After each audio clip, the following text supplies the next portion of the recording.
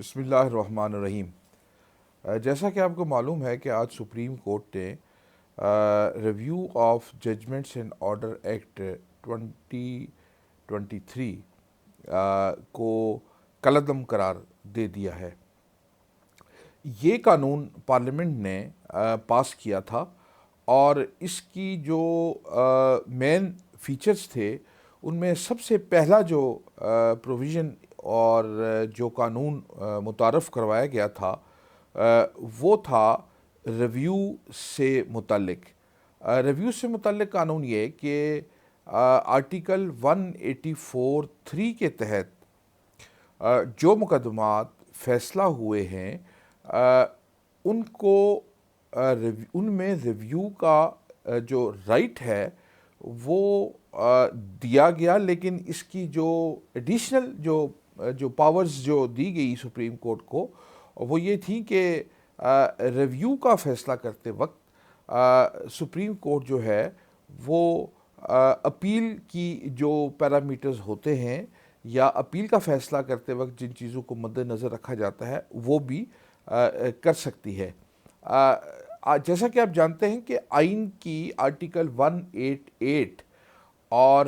Supreme court rules کی role 26 کے تحت یہ اختیار سپریم کورٹ کا ہے کہ وہ کسی بھی ججمنٹ یا آرڈر کی نظر ثانی کر سکتا ہے۔ اس کا مطلب یہ ہوا کہ آرٹیکل 184(3) کے تحت بھی چونکہ وہ ایک ججمنٹ تھی اور وہ ایک آرڈر تھا جو پاس کیا جاتا تھا عدالت کی طرف سے، تو اس میں جو ریویو کا جو آپشن تھا وہ تو میرے خیال میں موجود تھا، لیکن ریویو کو سنتے وقت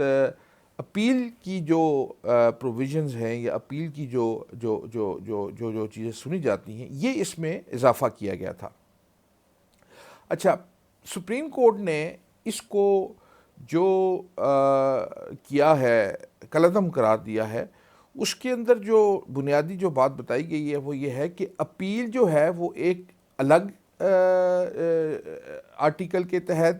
ایک الگ جورسڈکشن کے تحت سنی جاتی ہے، اور ریویو جو ہے اس کا تعلق جو ہے وہ انٹائرلی ایک ڈیفرنٹ آرٹیکل کے ساتھ ہے، لہٰذا ان دو کو آپس میں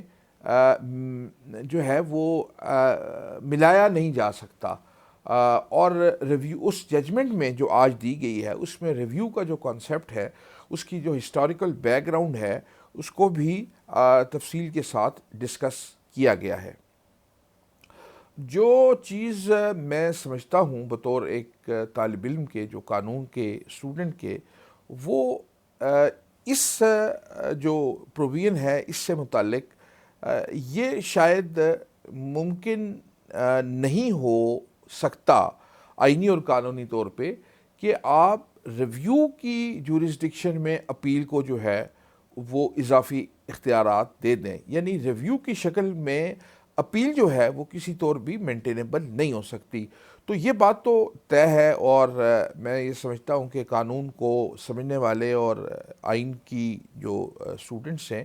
وہ یہ بات آسانی سے سمجھ سکتے ہیں کہ ریویو ایک الگ چیز ہے اور اپیل ایک الگ چیز۔ اگر 184(3) کے زمرے میں آنے والے آرڈرز جو ہیں ان میں اگر اپیل کا حق دینا ہے یا دیا جانا چاہیے، اس میں اصولی طور پر کوئی اختلاف نہیں ہو سکتا کہ کوئی بھی ججمنٹ ہو، کوئی بھی آرڈر ہو تو اس کے خلاف آپ کسی بھی فریق کو ریمیڈی لیس نہیں چھوڑ سکتے، یعنی آپ کو اس کے خلاف ایک رائٹ دینا ہے کہ اس کی سنوائی ہو، اور وہ رائٹ اپیل کا رائٹ ہو سکتا ہے۔ لیکن اس کے لیے یہ جو طریقہ کار اختیار کیا گیا غالباً وہ آئین سے اور قانون سے مطابقت نہیں رکھتا تھا، جیسا کہ آپ دیکھ رہے ہیں پچھلے چند دنوں سے بھی، گزشتہ ہفتے بھی ایک بہت بڑی تعداد میں جو قوانین پارلیمنٹ سے پاس کروائے گئے انتہائی عجلت میں، اور یہ بھی اسی کی ایک کڑی ہے، اور میں یہ سمجھتا ہوں کہ پارلیمنٹ کا جو مقصد ہوتا ہے قانون سازی کا، اگر اختیار ہے کسی کے پاس تو اس اختیار کا ٹھیک طرح سے ایکسرسائز ہونا بہت ضروری ہے۔ اب سوال یہ پیدا ہوتا ہے کہ قانون بنانے کا اختیار تو بہرحال آئین مقننہ کو دیتا ہے، لیکن اگر کوئی اختیار کسی بھی ادارے کو یا کسی بھی اتھارٹی کو دیا جائے تو اس کے استعمال جو ہے وہ ایک بہت اہمیت کا حامل ہوتا ہے، اور آپ کو اب اس مقدمے کے بعد یہ اندازہ ہو گیا ہوگا کہ دراصل جو آئین میں اور قانون میں مقننہ کو قانون بنانے کا جو اختیار دیا گیا ہے، تجویز کیا گیا ہے، اس کا ایک طریقہ کار، اور وہ طریقہ کار یہ ہے، اور وہ جو اسپرٹ ہے اس کی وہ یہ ہے کہ آپ اس بل کو یا اس پروپوزڈ قانون کو اسمبلی میں انٹروڈیوس کروائیں، پھر اس کے پروز اور کونز کے اوپر، اس کے اندر جو اس کے قانونی تقاضے ہیں یا جو اس کے عملی پہلو ہیں ان کے اوپر بحث مباحثہ ہو، اور سب کو موقع دیا جائے کہ وہ اس ڈیبیٹ میں حصہ لیں، اور پھر ظاہر ہے کہ وہ کمیٹیز کو بھیجا جاتا ہے، وہاں پر اس کی اسکروٹنی ہوتی ہے، اور پھر اس کے سارے قانونی اور آئینی جو ہیں وہ پہلو پرکھنے کے بعد جو ہے وہ قانون پاس کیا جاتا ہے۔ لیکن جس انداز میں اس ایکٹ کے اندر اپیل کی پروویژن کو انٹروڈیوس کروایا گیا، میں یہ سمجھتا ہوں کہ شاید اس کا جو فیٹ تھا وہ وہی ہونا تھا جو آج آپ نے دیکھ لیا۔ اچھا، اس قانون کی ایک خاص بات یہ ہے کہ اس کے اندر دی گئی ریمیڈیز اور اس کے اندر جو انٹروڈیوس کروائی گئی ہیں چیزیں، ان کے بارے میں زیادہ تر جو چیزیں ہیں سوائے ایک آدھ کے، وہ ان سے اختلاف نہیں کیا جا سکتا۔ مثلا یہ کہ اگر کوئی بھی ججمنٹ کسی بینچ نے، سپریم کورٹ کے بینچ نے وہ فیصلہ صادر کیا ہے تو اس کے خلاف ایک نظر ثانی کی پروویژن آئین میں اور سپریم کورٹ رولز میں موجود ہے۔ اچھا، اس میں ایک جو سپریم کورٹ رولز ہیں اس کے مطابق صرف وہی کاؤنسل یا وکیل صاحب یہ ریویو پٹیشن فائل کر سکتے ہیں جو کہ اوریجنل پروسیڈنگز کے اندر اس میں جو وہ وکیل تھے،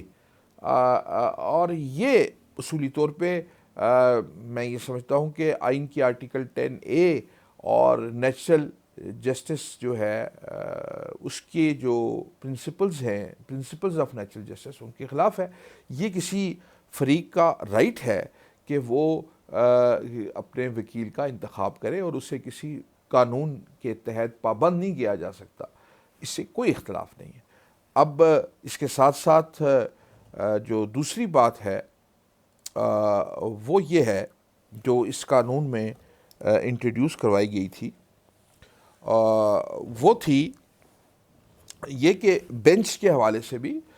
یہ بات قابل بحث ہے کہ اس میں یہ کہا گیا ہے کہ اگر کوئی آرڈر یا کوئی ججمنٹ 2 ججز نے پاس کیا ہے تو اس کو 3 یعنی اس سے بڑا بینچ سنے گا۔ یہ بات بھی قابل بحث ہو سکتی ہے کہ ایسا کیا جانا چاہیے یا نہیں۔ تو یہ اصولی طور پر تو یعنی یہ جو باتیں ہیں ان سے اختلاف کسی بھی صورت نہیں کیا جاتا۔ ہاں، یہ بات کہ judgment prior to the commencement of this act کا جو رائٹ دیا گیا ہے کہ اس سے قبل اگر کوئی فیصلے ہوئے ہیں اور اس کے اندر کوئی ٹائم لائن نہیں دی گئی کہ وہ فیصلے بھی جو ہیں اگر آرٹیکل 184(3) کے تحت ہوئے ہیں تو جو لوگ ایگریوڈ تھے وہ 60 دن کے اندر اپیل کر سکتے ہیں۔ یہ ایک بڑی متنازع ایک اس کی شک ہے جس کے اوپر کہا یہ جاتا ہے کہ شاید کسی ایک مخصوص فریق کو یا کسی سیاسی جماعت کو یا فائدہ پہنچانے کے لیے دیا گیا ہے۔ یہ ساری چیزیں اپنی جگہ پر بالکل درست ہیں، لیکن بہرحال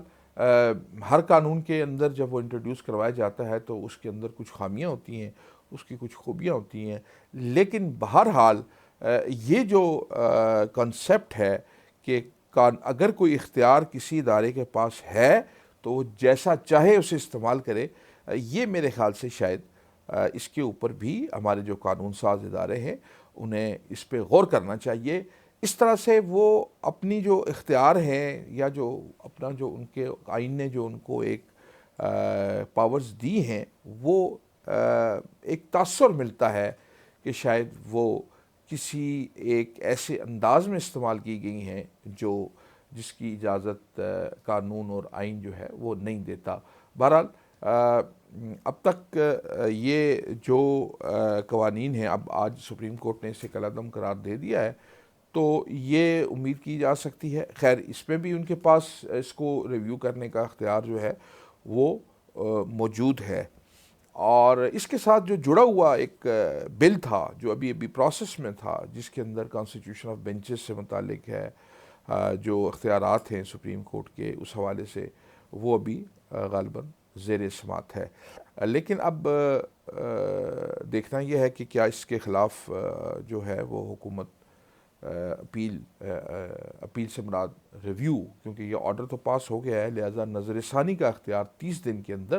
اب مقننہ یا حکومت کے پاس موجود ہے کہ وہ عدالت سے رجوع